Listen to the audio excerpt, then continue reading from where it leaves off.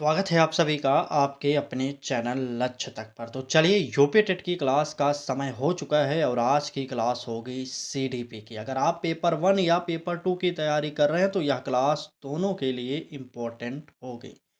इस क्लास में हम 50 प्रश्न पढ़ने वाले हैं, तो ध्यान से देखिएगा। यहाँ पर एमसीक्यू प्लस वन लाइनर आज की इस क्लास को जरूर देखिए, क्योंकि यह प्रश्न जो बने हैं ये पूरे तरीके से एससीईआरटी और एनसीईआरटी से बनाए गए हैं और थोड़े से टफ होंगे प्रश्न। और यकीन मानिए, अगर आप इस प्रश्न को हल कर ले रहे हैं, अगर इनमें से मात्र 10 से 12 प्रश्न आप सही कर दे रहे हैं, तो यकीन मानिए आपको 30 में 30 सीडीपी में कोई नहीं रोक सकता। चलिए क्लास को ध्यान से देखिएगा। क्लास को शुरू करते हैं। 50 प्रश्न यहाँ पर देखेंगे। ये रहा क्लास का पहला प्रश्न। ठीक। कहा जा रहा है कि एक बच्चा पानी को अलग अलग आकार के बर्तनों में देखकर मात्रा को अलग अलग मानता है। यह त्रुटि किस कारण से है? ए ऑप्शन प्रतिवर्तिता का अभाव, बी ऑप्शन केंद्रीकरण, सी ऑप्शन वर्गीकरण और डी ऑप्शन कराए की संरक्षण। देखिए यहाँ पर हमने आज के टाइपिंग में आवाज सादा लिख दिया, लेकिन आप लोग ध्यान दीजिएगा, हम इसे ए बी सी डी पढ़ेंगे। ठीक है, चलिए बताइए। तो देखिए, जब यहाँ पर बच्चा ये सब कार्य कर रहा है तो यहाँ पर कहीं ना कहीं केंद्रीकरण का अभाव है। तो नोट करिएगा, यहाँ पर इस प्रश्न का जो उत्तर होगा केंद्रीकरण, यानी कि बी ऑप्शन सही हो जाएगा। वन लाइनर देखिए, पहला प्रश्न क्या कर रहा है? प्रतिवर्तिता का क्या अर्थ है? अगर आपसे ये पूछा जाए तो आप लिखिएगा क्या? प्रतिवर्तिता मतलब होता है उल्टा सोच पाना। ठीक, उल्टा सोच पाना। अगला प्रश्न, यह त्रुटि किस अवस्था में अधिक होती है? अगर आपसे ये पूछा जाए तो पूर्व संक्रियात्मक में हो जाएगा सबसे अधिक। पूर्व संक्रियात्मक में सबसे अधिक होगा, ये जानते रहिएगा। ठीक ना। पूर्व संक्रियात्मक अवस्था, यह अवस्था किसने दिया था? तो जीन पियाजे ने दिया था, आप जानते होंगे। चलिए आगे बढ़ते हैं और देखते हैं हमारा अगला प्रश्न क्या कह रहा है। कहा जा रहा है कि एक शिक्षक छात्रों को समूह में चर्चा कराकर समस्या हल कराता है। यह किस सिद्धांत का उदाहरण है? ए ऑप्शन व्यवहारवाद, बी ऑप्शन निर्माणवाद, सी ऑप्शन परिपक्वता सिद्धांत और डी ऑप्शन अनुकरण सिद्धांत। चलिए फटाक से बता दीजिए प्रश्न संख्या 2 का उत्तर क्या होगा। चलिए, एक शिक्षक छात्रों को समूह में चर्चा कराकर समस्या हल कराता है। यह कौन से सिद्धांत का उदाहरण है? तो बिल्कुल सही, यह सिद्धांत होगा हमारा निर्माणवाद। बी वाला ऑप्शन यहाँ पर हमारा सही होगा। चलिए देखते हैं अगला वन लाइनर क्या कह रहा है। कहा जा रहा है कि सहकारी अधिगम क्या है? तो सहकारी अधिगम का अर्थ होता है समूह में मिलकर सीखना। क्या होता है? समूह में मिलकर सीखना। इसको नोट करिए। अगला प्रश्न, इसमें शिक्षक की क्या भूमिका होती है? तो शिक्षक की भूमिका होती है मार्गदर्शक की। ठीक, बालक को मार्गदर्शन प्राप्त करवाता है ताकि बालक आसानी से अपने लक्ष्य पर पहुंच सके। चलिए अगला प्रश्न देखते हैं। प्रश्न संख्या 3 हमारा क्या कह रहा है? तो कहा जा रहा है कि एक बच्चा बार बार असफल होने के बाद प्रयास करना छोड़ देता है। यह किस अवधारणा से संबंधित है? जब कोई बालक बार बार फेल हो रहा है और वह प्रयास करना छोड़ देता है, तो यह कौन सी अवधारणा होगी? ए ऑप्शन करें कि आंतरिक प्रेरणा, बी ऑप्शन सीखी हुई असहायता, सी ऑप्शन सकारात्मक कह रहा है पुनर्वरण और डी ऑप्शन कह रहा है कि अनुकरण। चलिए फटाक से बताइए कौन सा होगा? अ ब स द। चलिए थोड़ा सा टाइपिंग हिंदी में हो गया आज, थोड़ा सा एडजस्ट कर लीजिएगा। ठीक है, तो बात करेंगे, अगर एक बच्चा जब बार बार असफल हो रहा है तो वह प्रयास करना भी छोड़ देता है, तो इसका उत्तर क्या होगा? तो सीखी हुई असहायता, यानी कि हमारा यहाँ पर बी वाला ऑप्शन सही हो जाएगा। नेक्स्ट पर चलेंगे और देखेंगे अगला प्रश्न क्या कह रहा है। अगर बात किया जाए इस अवधारणा को किसने दिया था, तो आप क्या बताएंगे? बिल्कुल इस अवधारणा को देने वाले थे सेलिंग मैन। ठीक, सेलिंग मैन। चलिए फिर से लिख दे रहे हैं अच्छे से, सेलिंग मैन। ठीक, नोट करिए सेलिंग मैन। अगला प्रश्न देखिए, इसका समाधान क्या हो सकता है? तो इसका समाधान हो सकता है कि छोटे छोटे सफल अनुभव देना। ठीक है ना, नहीं तो सकारात्मक फीडबैक करिए। चलिए सकारात्मक फीडबैक हम कर सकते हैं, सकारात्मक, बिल्कुल सकारात्मक फीडबैक। चलिए आगे बढ़ते हैं और देखते हैं हमारा अगला प्रश्न क्या कह रहा है। देखिए 50 प्रश्न हैं, अगर आपका साथ रहा तो हम लगभग 25 से 30 मिनट में इस क्लास को समाप्त करेंगे, क्योंकि क्लास में थोड़े से टफ वाले प्रश्न आज आए हैं। तो हमें सरल भी पढ़ना है प्रश्न को, और मीडियम भी, और टफ वाले प्रश्नों को भी हमें देखना पड़ेगा, ठीक, क्योंकि किसी भी प्रकार से आपके पेपर में प्रश्न पूछा जा सकता है। तो चलिए क्लास को आगे बढ़ाते हैं, अगला प्रश्न देखते हैं क्या कह रहा है। यदि कोई बच्चा नियमों का पालन केवल दंड से बचने के लिए करता है तो यह किस स्तर पर है? चलिए पारंपरिक, उत्तर पारंपरिक, पूर्व पारंपरिक या नैतिक स्तर नहीं। चलिए प्रश्न संख्या 4 का उत्तर बताइए कौन सा सही होगा। तो बिल्कुल सही, प्रश्न संख्या 4 का जो उत्तर होगा वह होगा पूर्व पारंपरिक, हमारा सी वाला ऑप्शन, बिल्कुल सा वाला ऑप्शन सही करिए, ठीक। चलिए देखते हैं नेक्स्ट प्रश्न क्या कर रहा है। यह कौन सा चरण है? आप देख रहे हैं प्रश्नों का पैटर्न किस प्रकार से लगाया गया है। देखिए सबसे पहले यहाँ पर हमने क्या पूछा था, इस प्रश्न को देखिए, उसके बाद इसी प्रश्न से संबंधित हमने 2 प्रश्न वन लाइनर आपके लिए रख दिए हैं। तो इसलिए क्लास अच्छी लग रही तो लाइक कर दीजिए, और चैनल को भी सब्सक्राइब करके बेल आइकन को ऑन कर लीजिए, क्योंकि इस बार हमारा एक ही लक्ष्य है कि आप सभी को यूपी टेट पास करा देना है, ठीक। चलिए पूछा जा रहा है कि यह कौन सा चरण है, तो जल्दी से बताइए। बिल्कुल दंड, और चलिए दंड एवं आज्ञा पालन, यही चरण है, ठीक। अगला प्रश्न कह रहा है कि नैतिकता का आधार क्या है? तो दंड से बचना है हमारा, दंड से बचना, ये है हमारा नैतिकता का आधार। चलिए आगे आइए देखते हैं अगला प्रश्न क्या कह रहा है। कहा जा रहा है कि एक छात्र गणित में अच्छा है लेकिन भाषा में कमजोर है, यह किसका उदाहरण है? समान बुद्धि, बहुबुद्धि, एकल बुद्धि, भावनात्मक बुद्धि। प्रश्न संख्या 5 का उत्तर क्या होगा, फटाक से बताइए तो। चलिए एक छात्र गणित में अच्छा है लेकिन भाषा में कमजोर है, तो इसका उत्तर क्या होगा? बिल्कुल बहुबुद्धि हो जाएगा इसका उदाहरण। हमारा जो उत्तर होगा बी वाला ऑप्शन सही होगा। चलिए आगे बढ़ते हैं, अगला प्रश्न देखते हैं। अगर आपसे पूछा जाए कि बहुबुद्धि सिद्धांत किसने दिया, तो बहुबुद्धि सिद्धांत देने वाले मनोवैज्ञानिक थे गार्डनर साहब, ठीक। अगला प्रश्न कह रहा है कि तार्किक गणितीय बुद्धि किससे जुड़ी है? तो जल्दी से बताइए। चलिए तार्किक गणितीय बुद्धि किससे जुड़ी है? तो तर्क से, तर्क एवं समस्या समाधान से, समस्या समाधान, ठीक, समाधान से जुड़ा है। चलिए आगे बढ़ते हैं, देखते हैं हमारा अगला प्रश्न क्या कह रहा है। तो कहा जा रहा है कि कक्षा में शिक्षक केवल व्याख्यान देता है और छात्र निष्क्रिय रहते हैं, यह किस प्रकार का अधिगम है? सक्रिय अधिगम, निष्क्रिय अधिगम, खोज आधारित या अनुभवात्मक, कौन सा होगा हमारा उत्तर? फटाक से प्रश्न संख्या 6 का उत्तर बताइए। चलिए कक्षा में शिक्षक केवल व्याख्यान देता है और छात्र निष्क्रिय रहते हैं, तो यह किस प्रकार का अधिगम होगा? जब छात्र ही निष्क्रिय रहेगा तो बिल्कुल सही, हमारा जो उत्तर होगा निष्क्रिय अधिगम सही हो जाएगा, बी वाला ऑप्शन हमारा बिल्कुल सही होगा, ठीक। चलिए आगे बढ़ते हैं और अगला प्रश्न देखते हैं। कह रहा है कि सक्रिय अधिगम का मुख्य तत्व क्या है? बताइए सक्रिय अधिगम का मुख्य तत्व क्या है? तो भागीदारी आधारित होगा, ठीक ना, बिल्कुल भागीदारी आधारित। चलिए भागीदारी आधारित होगा। इसमें विद्यार्थी क्या करता है? तो विद्यार्थी इसमें सक्रिय भूमिका, ठीक, भूमिका नोट करिए, 1 मिनट। चलिए भूमिका निभाता है, ठीक, निभाता है, नोट कर लीजिए। चलिए नेक्स्ट प्रश्न पर चलेंगे, देखेंगे अगला प्रश्न क्या कह रहा है। कहा जा रहा है कि जब बच्चा समस्या को अचानक समझकर हल कर देता है, यह किस प्रकार का अधिगम है?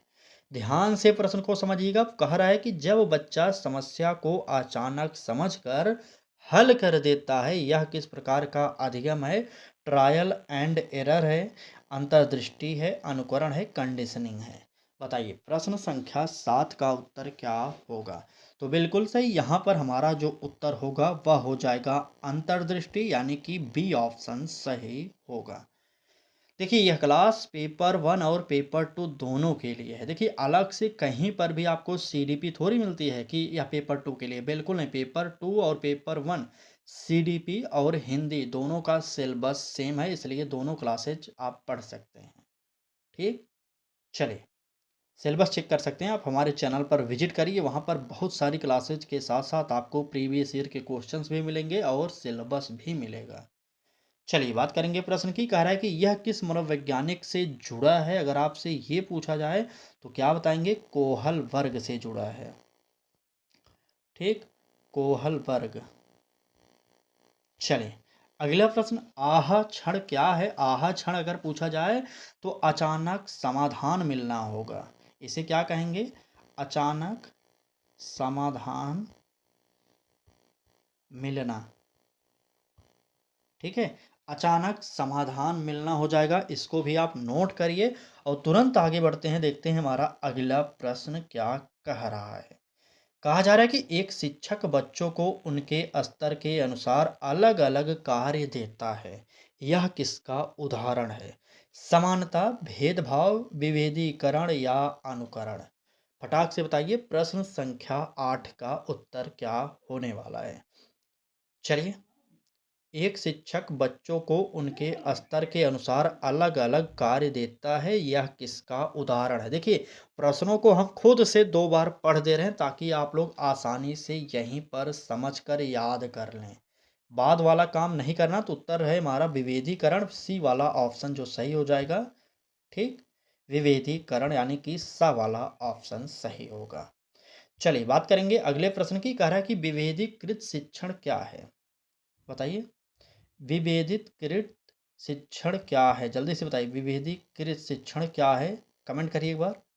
चलिए तो नोट करिए, विभेदीकृत शिक्षण की बात किया जा रहा है तो आवश्यकता आवश्यकता अनुसार शिक्षण। ठीक, आवश्यकता अनुसार शिक्षण, ये जानते रहिए। अगला प्रश्न, यह क्यों आवश्यक है? अगर आपसे ये पूछा जाए तो व्यक्तिगत भिन्नता के लिए, व्यक्तिगत, ठीक है, व्यक्तिगत भिन्नता के लिए आवश्यक है। चलें, व्यक्तिगत भिन्नता के लिए यह आवश्यक है। आगे बढ़िए, अगला प्रश्न देखिए क्या कह रहा है।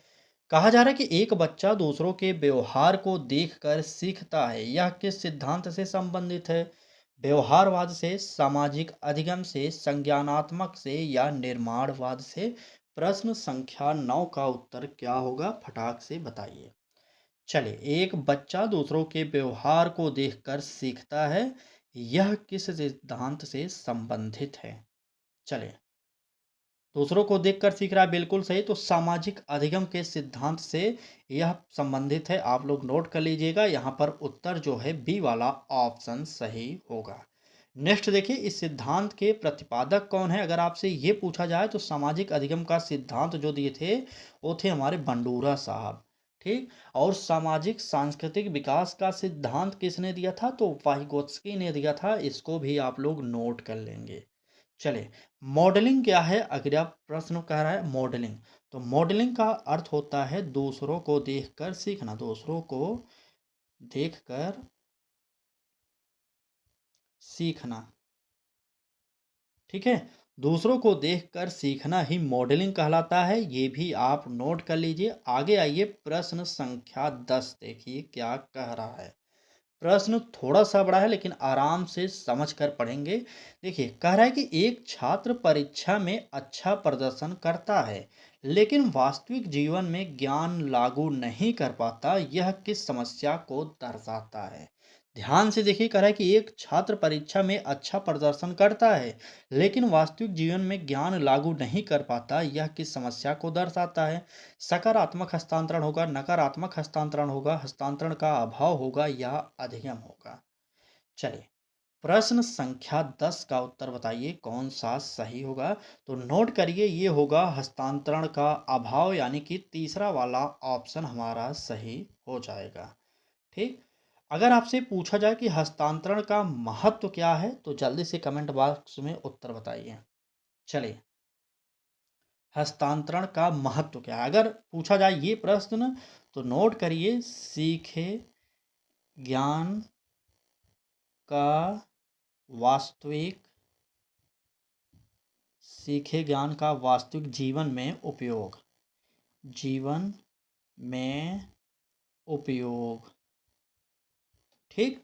हस्तांतरण का महत्व यही होता है कि सीखे ज्ञान का वास्तविक जीवन में उपयोग। इसको आप लोग नोट कर लेंगे। अगला प्रश्न देखेंगे, शिक्षक इसे कैसे बढ़ा सकता है। अगर आपसे ये पूछा जाए तो आप जल्दी से बताइएगा। वास्तविक जीवन उदाहरण, वास्तविक जीवन से संबंधित उदाहरण को दे करके शिक्षक इसे आसानी से बढ़ा सकता है। ठीक। तो अभी तक आज की इस क्लास में आप लोग 10 प्रश्न एमसीक्यू और 20 प्रश्न वन लाइनर पढ़ चुके हैं। टोटल 30 प्रश्न आप देख चुके हैं। क्लास अच्छी लगी हो तो लाइक कर दीजिए और चैनल को भी सब्सक्राइब कर लीजिए एक बार।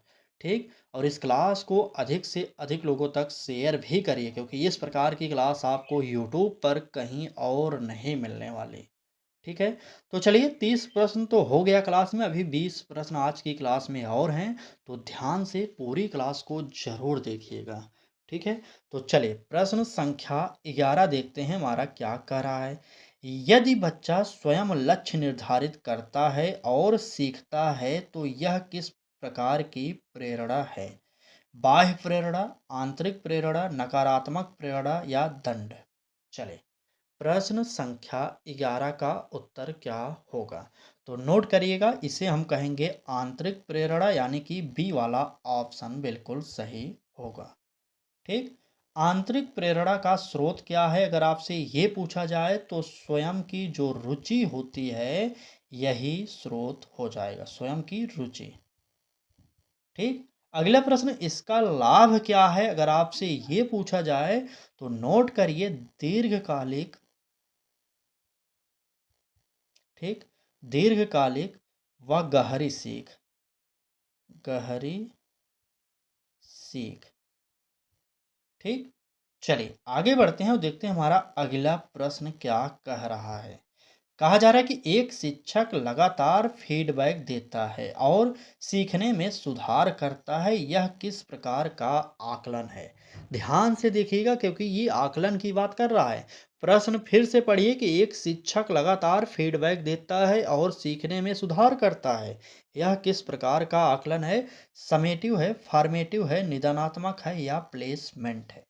चले, प्रश्न संख्या 12 का उत्तर बताइए कौन सा सही होगा। तो बिल्कुल इसे हम कहते हैं फॉर्मेटिव, यानी कि बी वाला ऑप्शन हमारा यहाँ पर सही होगा। चलिए, आइए वन लाइनर देखते हैं क्या कह रहा है। फॉर्मेटिव आकलन का उद्देश्य क्या होता है अगर आपसे ये पूछा जाए, तो फॉर्मेटिव आकलन का मुख्य जो उद्देश्य होगा वो हो जाएगा सुधार। ठीक। अगला प्रश्न कह रहा है कि यह कब किया जाता है, यानी कि फॉर्मेटिव मूल्यांकन या आकलन कब किया जाता है। तो यह जानते रहिए सीखने की प्रक्रिया के दौरान। ठीक। तो सीखने की प्रक्रिया के दौरान यह फॉर्मेटिव आकलन किया जाता है। समझ गए ना। तो चलिए तुरंत आगे बढ़ते हैं और अपना अगला प्रश्न देखते हैं। देखिए, आपकी जो भी समस्या है यूपी टेट से संबंधित या क्लास से संबंधित, आप क्लास के लास्ट में कमेंट करिएगा। ठीक। अभी सिर्फ प्रश्नों का उत्तर आप कमेंट करिए, क्योंकि हमारा एक ही सिद्धांत है कि पढ़ाई के समय कुछ भी ऐसी बातें ना हो जिससे आपका समय वेस्ट होगा। ठीक है। मान लीजिए इस क्लास को 100 लोग देख रहे हैं, तो 100 लोगों में से सिर्फ 2 लोगों की कोई प्रॉब्लम है, उसके लिए हम क्यों 98 लोगों का डिस्टर्ब करें। इसलिए आप लोग जो भी समस्या है लास्ट में कमेंट करिएगा। ठीक। चलिए, प्रश्न देखिए, कह रहा है कि स्कीमा में परिवर्तन किस प्रक्रिया से होता है जब नई जानकारी मेल नहीं खाती। आत्मसात, समायोजन, संतुलन या अनुकरण। चलिए, स्कीमा में परिवर्तन किस प्रक्रिया से होता है? प्रश्न संख्या 13 की बात किया जाए तो बिल्कुल सही, यहाँ पर समायोजन जो है बी वाला ऑप्शन हमारा सही होगा। आगे आइए देखते हैं अगला प्रश्न क्या कह रहा है। कहा जा रहा है कि आत्मसात क्या है? बताइए, आत्मसात क्या है? प्रश्न संख्या 13 है ना, बिल्कुल। आत्मसात का मतलब होता है नई जानकारी को पुराने स्कीमा में फिट करना। ठीक, स्कीमा में फिट करना, इसे ही हम आत्मसात कहते हैं। इसको लोग नोट कर लीजिए सभी लोग, नई जानकारी को पुराने स्कीमा में फिट करना, ये होता है इसका उत्तर। अगला प्रश्न कह रहा है कि संतुलन क्या है? आपको बताना पड़ेगा संतुलन। तो संतुलन हम सिंपल सा कह सकते हैं समायोजन के बीच संतुलन, बिल्कुल। समाकलन, समाकलन प्लस समायोजन जन के बीच, समाकलन प्लस समायोजन के बीच संतुलन, बिल्कुल संतुलन। नोट करिएगा संतुलन। चलिए आगे बढ़ते हैं और देखते हैं अगला प्रश्न क्या कह रहा है। देखिए, हम आपको बताते हुए लिखते हैं ताकि आप भी अपना नोट्स बनाते हुए चलिए। हम आपसे बार बार निवेदन कर चुके हैं कि वन लाइनर का नोट्स बनाइए, अलग अलग सब्जेक्ट का अलग अलग नोट्स बना लीजिए, ठीक है। आप हिंदी का अलग बनाइए, एसएसटी का अलग बनाइए, और सीडीपी का अलग बनाइए, और पर्यावरण का अलग बनाइए। मतलब आपके सिलेबस के अकॉर्डिंग हम आपको जो क्लासेस प्रोवाइड कर रहे हैं और आप किस पेपर की तैयारी कर रहे हैं उसके अकॉर्डिंग अपने विषय का चुनिए। ठीक, चले अगला प्रश्न देखिए। कह रहा है कि यदि बच्चा केवल ठोस वस्तुओं के आधार पर सोचता है तो यह किस अवस्था में है? पूर्व संक्रियात्मक, ठोस संक्रियात्मक, औपचारिक या संवेदी? बताइए तो। यदि बच्चा केवल ठोस वस्तुओं के आधार पर सोचता है, यह किस अवस्था में है? तो बिल्कुल सही, प्रश्न संख्या 14 का जब ठोस संक्रियात्मक में सोचेगा तो उत्तर भी हमारा ठोस ही आएगा। ठीक, चलिए बी ऑप्शन यहाँ पर सही कर लेंगे। इस अवस्था की सीमा क्या है अगर आपसे ये पूछा जाए तो लगभग कितना होता है उम्र? 7 से 11 वर्ष। ठीक, अमूर्त सोच कब विकसित होती है अगर आपसे ये पूछा जाए तो अमूर्त सोच जो है औपचारिक अवस्था में। औपचारिक, एक मिनट, औपचारिक, ठीक है, औपचारिक अवस्था में, अवस्था में। चलिए इसको नोट कर लेंगे और तुरंत आगे आएंगे, देखेंगे अगला प्रश्न क्या कह रहा है। कहा जा रहा है कि एक समावेशी कक्षा में शिक्षक क्या नहीं करेगा? भेदभाव, समान अवसर, सहयोग या अनुकूलन? तो आप सब जानते हैं अनुकूलन तो कर सकता है, सहयोग कर सकता है, समान अवसर भी कर सकता है, लेकिन बात समावेशी कक्षा की जा रही, इसलिए याद कर लीजिए यहाँ पर भेदभाव किसी भी प्रकार से टीचर नहीं करेगा। ठीक, क्योंकि समावेशी शिक्षा कहती है कि प्रत्येक बालक विशिष्ट होता है, इसलिए भेदभाव वहाँ पर नहीं करना। ए वाला ऑप्शन यहाँ पर हमारा सही हो जाएगा।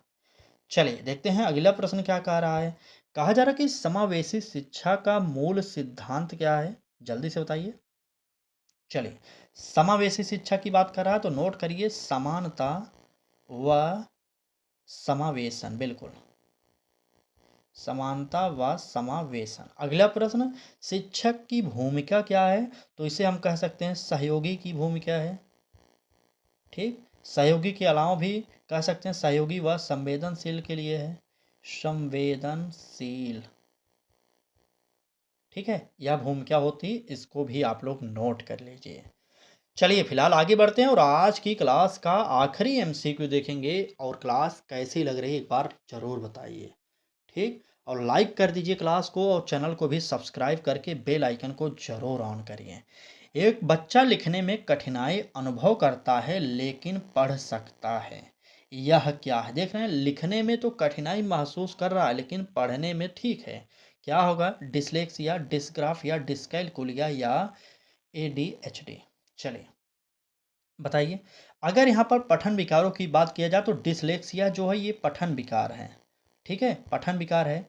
डिस्ग्राफिया जो है लिखने संबंधित विकार है, इसको भी आप लोग जानते रहिए। और डिसकैलकुलिया जो है गणितीय विकार है। ठीक, गणितीय विकार है ये, इसको जानते रहिए। तो प्रश्न के अकॉर्डिंग अगर बात किया जाए उत्तर की, तो यहाँ पर पढ़ने में तो ठीक है, लेकिन जब लिखने की बात आती है तो वह गलत है। तो कहीं ना कहीं यहाँ पर डिस्ग्राफिया है उसे, यानी कि दूसरा ऑप्शन हमारा सही होगा। ठीक, आइए आखिरी के दो वन लाइनर देख लीजिए। डिसकैलकुलिया किससे संबंधित है? अभी जस्ट मैंने बताया था, क्या गणितीय विकार है ये, गणितीय विकार।